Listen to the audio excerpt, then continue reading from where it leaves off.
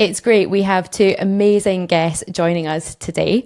We have the VP of Capital Delivery, Project Management and Construction at National Grid, Reihaneh Irani-Famili. Hello, welcome to the show. Reihaneh works across project delivery and management, so welcome to the podcast.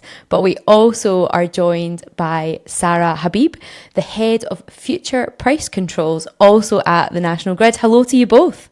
Echoing Laura, we're just delighted to have you joining us today. So I'm going to jump right in. So this is a question for both of you. So right now, a third of our energy comes from renewables. Can you kind of tell us, like, how did we get here? I mean, I think it's kind of a story of we've come a long way and we have a long way to go. So, help us understand how we got here. And then when we're thinking about, like, what are the drivers? And because we'll come back to whether or not some of those drivers will also get us to the next place where we need to go. So in terms of how we've got here, I think a lot of it's been obviously innovation, that beginning of the S-curve, started with kind of concept projects. But the really interesting part for me is where we go from here and the drivers, as you say, Carolyn. So the drivers have largely been around net zero, around, global warming and the environment, and some very strong government drivers now as well. So we have some really strong targets to decarbonise our electricity system by 2035. But that's often sometimes been a tension point with things like affordability, which matter a lot to the public, to people in their homes, to businesses. And also sometimes a tension point around energy security. We talk about the energy trilemma, and that's maybe meant that it's quite hard to progress at the rate that you want to. But all of a sudden, those tension points actually have really converged.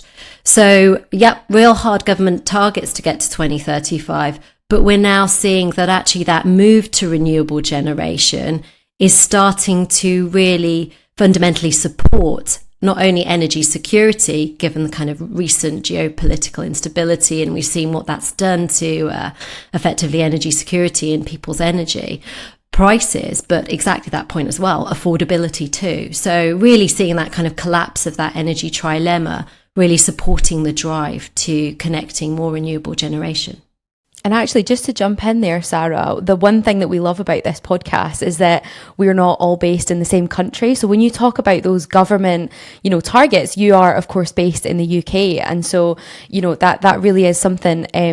But we know that Reihaneh, you are not based in the UK. And so, would love to also hear that perspective as well on this. Yeah, no, I think that's a great point. It's a great place to be. And as Sara said, it started with innovation and started with the need doing something right for the future of the climate and the earth. But then it turned into actually energy security and energy cost. With the price of renewables coming down, it's not only good for the environment, it's also good for the business. And I think that fuels a different level of growth. In parallel to that, the government incentives, especially in the US, with the introduction of the IRA and the Infrastructure Investment and Jobs Act, that really fueled also the deployment of renewables. We haven't seen them come into fruition yet. It's a beginning of it, but that pace has been increasing rapidly. So I think we're in a really good place. We've got a technology that works. We've got businesses that can thrive based on that technology, and we've got policies that we're seeing across the world. COP, for example, tripling of the renewables as a commitment overall globally. That's going to continue this trend, and it's really exciting to see. I think there's so much packed into that. It's exciting when we hear about the renewables that are expanding and the fact that we've got so much energy coming from there. And obviously we've had the COP28 commitments that sort of makes that even more, solidified. And it's great to hear about the grid updates and all these innovations. But I am also a wee bit worried because what we also have been talking about is the fact that electrification is happening with everything. And that is everything from, as you've said, industries, completely switching over on a huge scale. But also, personally, that's, people opting for an electric car, or my boyfriend's grandparents have got electric salt and pepper shakers, everything.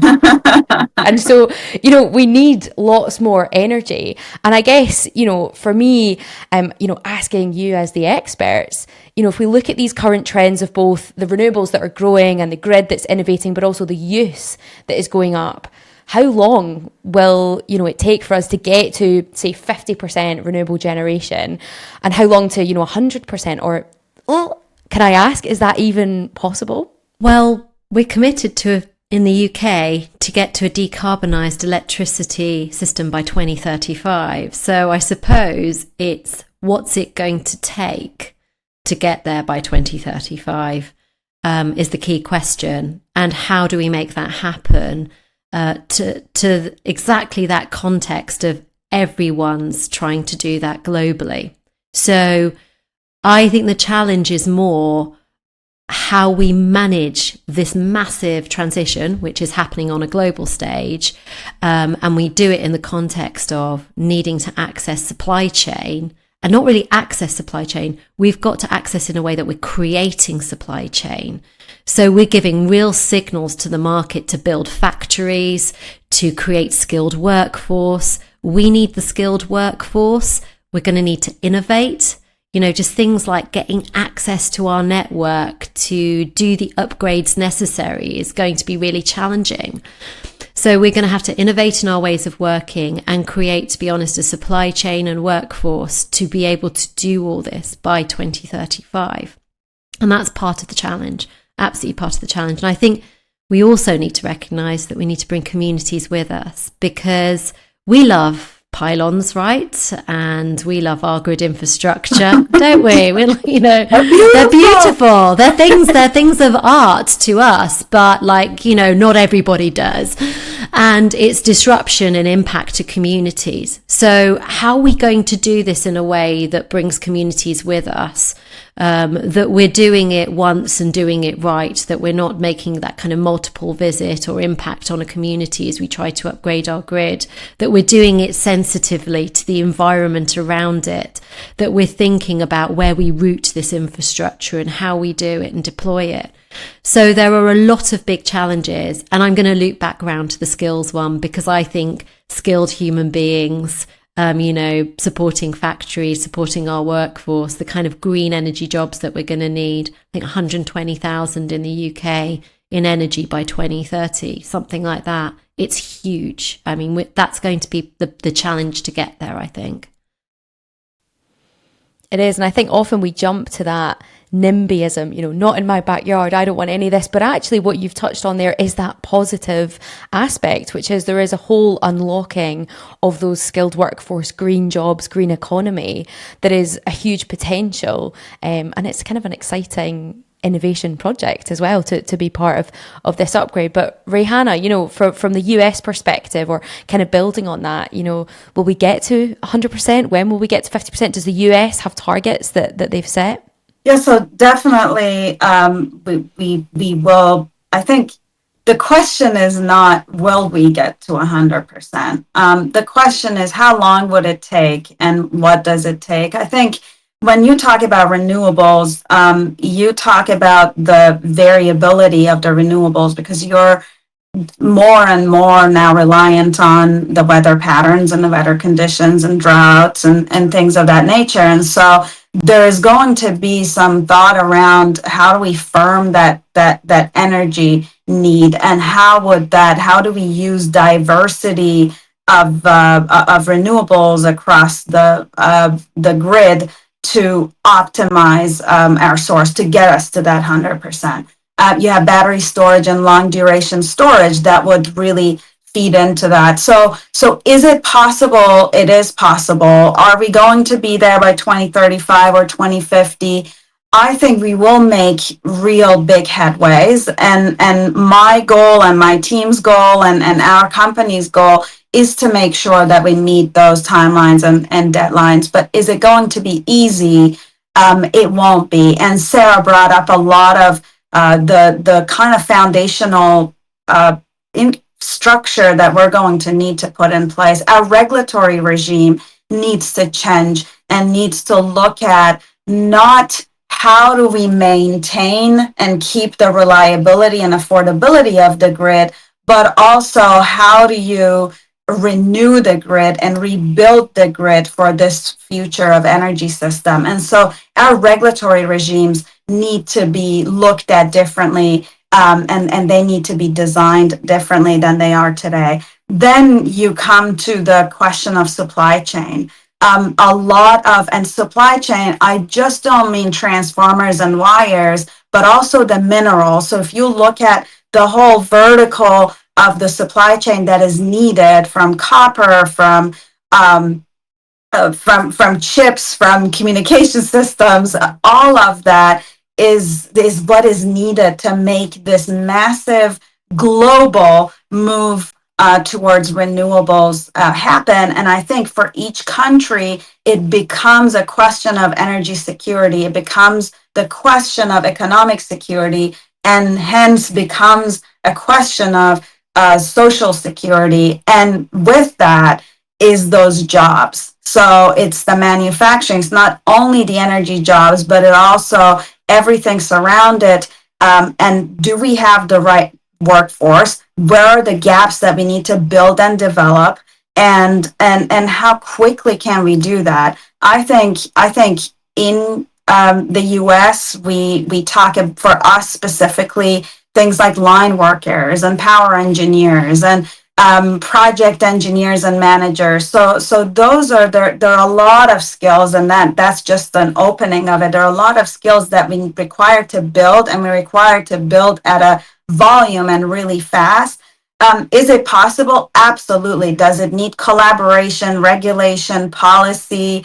Absolutely. And I think there is no better time than now, where the awareness around the issues of climate change are front and center, where policies are friendly across, I would say, majority of the world toward the move to the renewables. And there is more and more dialogue and collaboration across the world happening. There is no better time than now to be hopeful about our ability to achieve the 100% renewables in the near future. We just need to continue. We've started. We've created a momentum. Now we need to keep the momentum. I love the positivity. I mean, I think that's just like shines through in terms of both of your answers, in terms of addressing the challenges, recognizing the challenges. I know in the United States, like the 3 Ps, it's the planning, it's the permitting, and it's the paying. And how do you get all three right? So I guess maybe as a kind of a question, where do you see the most sort of room for change in the next 5 years across those sort of three categories? I understand that they have to kind of come through together, but in the United States, I don't think we have the deployment capacity. I mean, we have the renewable, we have the technologies, but we have a long line, like a long queue of projects, waiting for the, the chance to get built. So I'm curious as to how you sort of see those two coming together in terms of matching the renewable energy that is out there to be put into play, and then also matching the grid that is going to be able to sort of manage that new demand. In the UK, we have quite a few policy areas in play, thinking about how we start to strategically kind of plan and cater for the grid that we need in the future. So we have the establishment actually of a future, a national electricity system operator, the NESO, and part of their role will be around strategic planning.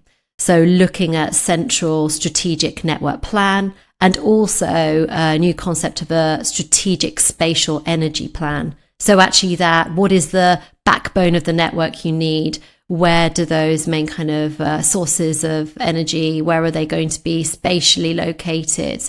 There's still the work of actually looking at individual customers and connections and and marrying that up. And I think also there is a recognition that whilst we're on a trajectory to absolutely look at how do we start to get some really good strategic spatial planning around what we need the grid of the future to be, we are here and now actually entering a price control, our kind of regulatory negotiation around our business plan for between 2026 and 2031. And we submit that to the regulator in December 24. So we need to make some decisions and start some of the trajectory, half of that decade effectively to 2035, or a good chunk of that decade to 2035 is happening in this price control and this next price control where we're submitting our plan to the regulator. So we need to make some key decisions, I think, already now around how we're building that grid, and marry with what will be a future network design and the reality of the connection background we have now. We have a connection background that way exceeds the renewable generation that we need to connect. So you often might hear in the UK about the challenge of the connection queue.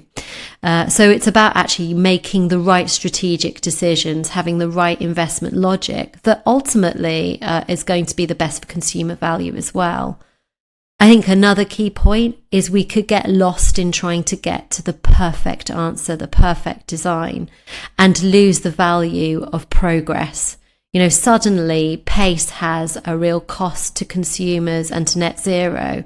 And so actually there is something about not letting perfection override pace. Because actually the one thing we do know for sure is as we design a network today, we will probably look back in 20 years and go, we probably could have done this or this or this differently. Even as we look at that grid of the 50s, 60s and 70s, which has served us so well, there are elements that wouldn't have been designed as they were. So I think there is a really key point around that.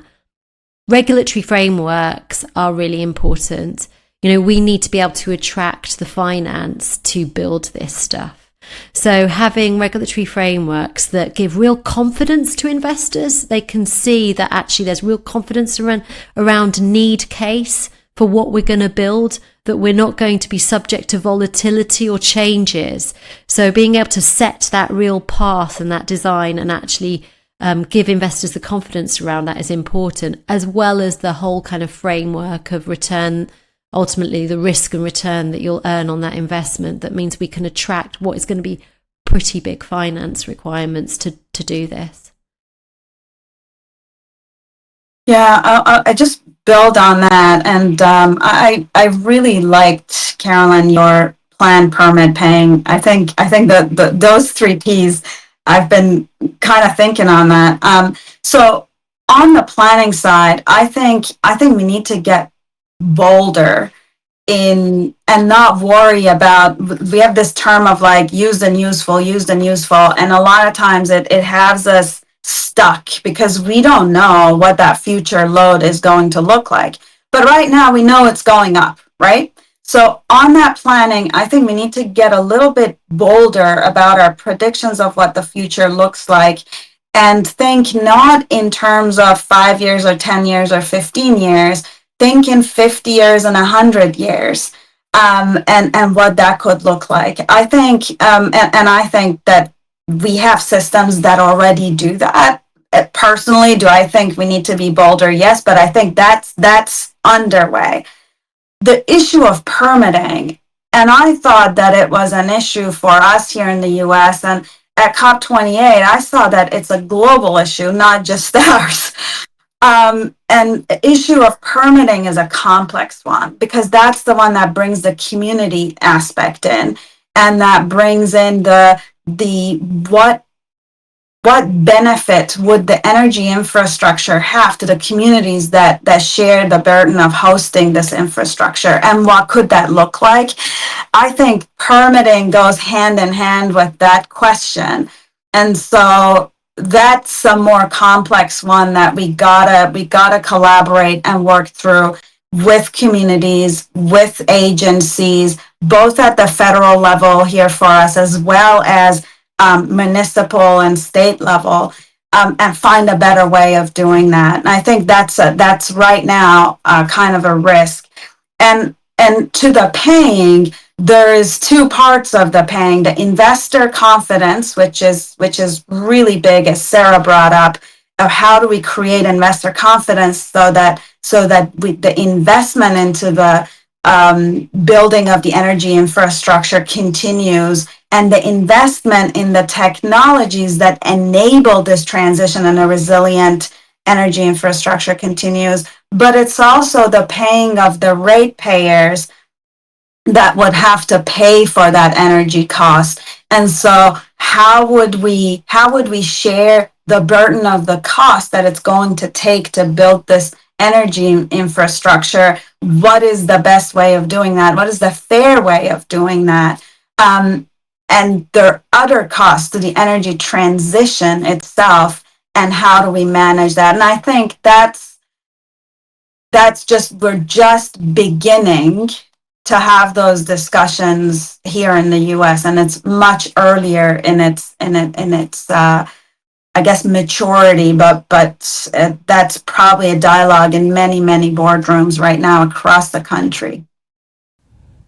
I think that point about community is absolutely key, and I wonder if we're bold enough on this podcast to say that there should be a fourth P. It's people, because people have a huge influence, to put a stop to projects or to push them through. And, people also are the end users of basically everything that we're talking about. And so when communities understand what's happening, why it's happening, why we need these infrastructure changes, I think that's when we can bring about that positive change, and that innovation can happen quicker, because people are at the heart of all of this. It's why we have the grid, to serve people and serve communities.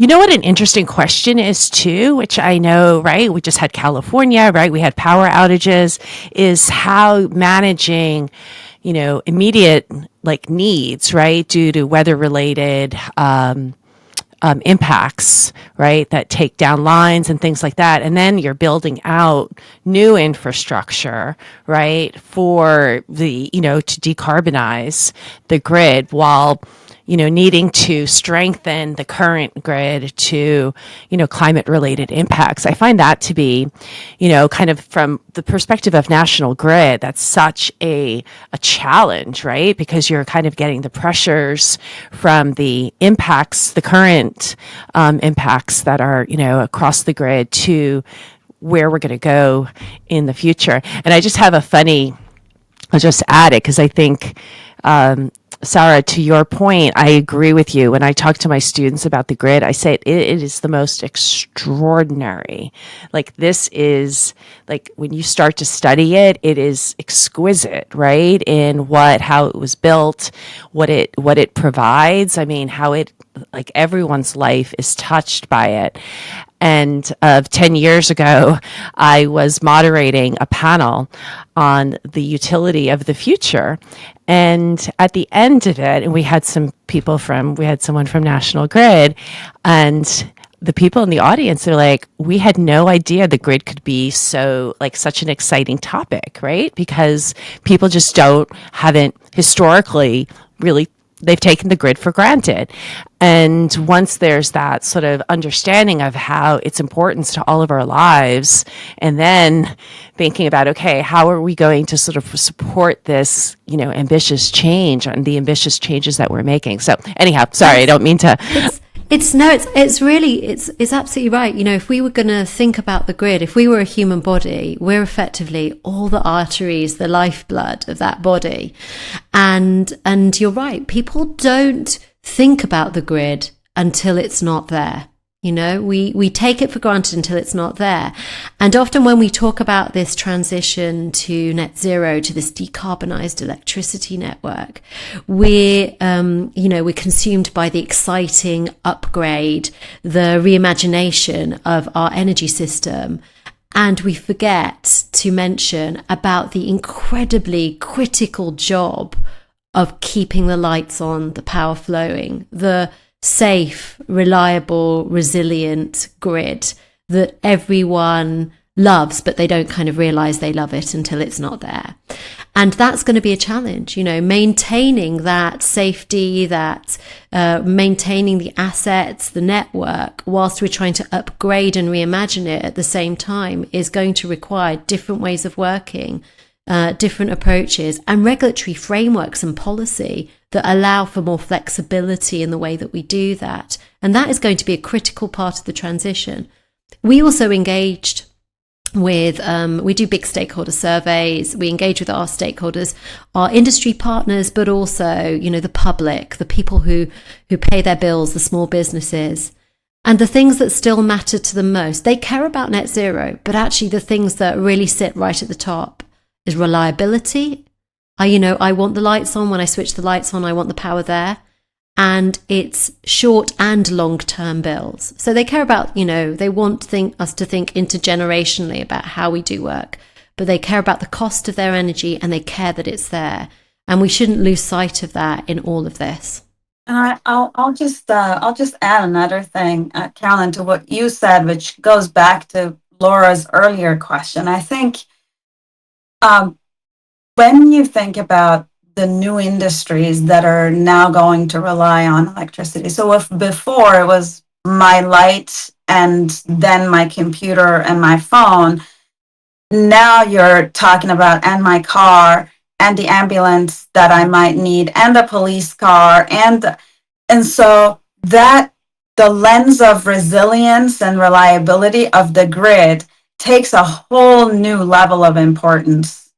And so what you're seeing in terms of like wildfires or the issues, the cold weather snap and the what happened in Texas a few years ago. So when you think about that in this new world that we're envisioning, the role that the grid plays becomes a lot more important, and the resilience of the grid becomes very critical. More critical than it is today. It is really critical today, but it's even going to become more critical at the same time as we're seeing more extreme weather events, whether it's like heats or cold or storms or tornadoes, things that our current infrastructure grid will struggle with. Now imagine this future that is so much more reliant on electricity.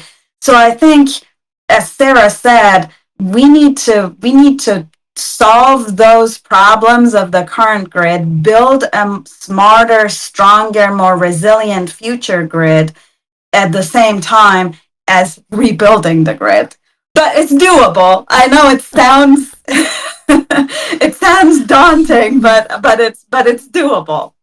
Fantastic. Well, I mean, I feel encouraged that the questions we came with, there are some great innovations happening.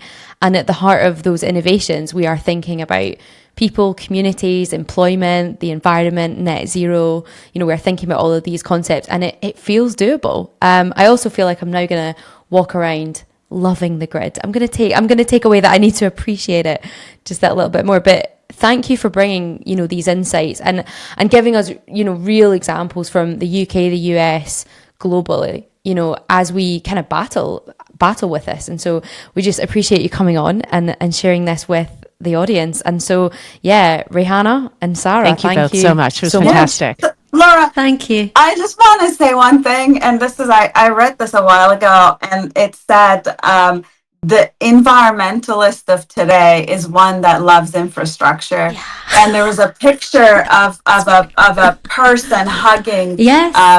A transmission pole, and I really The Economist. It was The Economist. It was right, hug a pylon. I loved it. Hug a pylon. That's right. Yeah. I actually think that is exactly what is happening and needs to happen. And so those environmentalists are the next generation engineers and the line workers and that will build this future grid that will enable the Mother Earth that we want for our future. Yeah, anyway. but just to your point, I mean, I'm sitting here at New York University, and I've seen a massive change in the number of students who are looking to work in the utility space, who are working in the School of Engineering, who are really deeply passionate and committed, right? Because they recognize and they are excited by, what all this change entails and how they can be involved. So that to me gives me a lot of